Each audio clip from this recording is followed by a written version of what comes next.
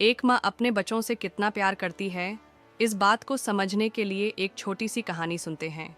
एक छोटे से गांव में रेहाना नाम की एक माँ अपने दो बच्चों अली और साना के साथ रहती थी। शौहर कुछ साल पहले दुनिया छोड़ गए थे और अब रेहाना ही माँ भी थी, बाप भी। हर सुबह वो सबसे पहले उठती, बच्चों के लिए नाश्ता बनाती, फिर खेतों में काम करती और शाम तक थकी हारी घर लौटकर उनके होमवर्क में मदद करती। अली को छोटी छोटी बातों पर गुस्सा आ जाता था, लेकिन रेहाना कभी उस पर चिल्लाती नहीं थी। एक दिन अली ने गुस्से में आकर अपनी किताबें जमीन पर फेंक दी। रेहाना सिर्फ मुस्कुराई, उसका सिर थपथपाया और कहा, बेटा, अगर जिंदगी आसान होती तो सब जीत जाते, मगर जो मुश्किल में मुस्कुरा जाए वही असली जीत है। सना एक दिन बीमार हो गई।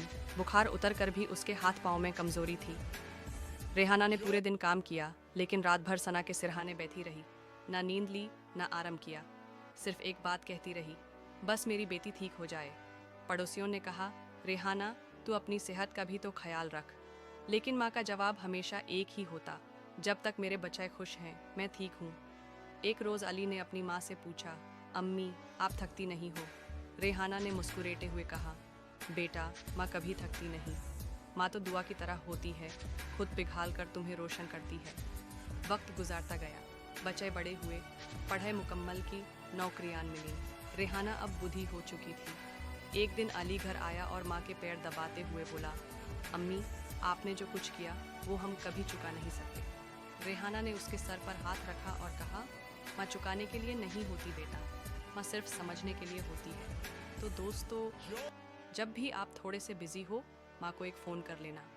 जब भी आप गुस्से में हो, माँ की मुस्कुराहट याद कर लेना।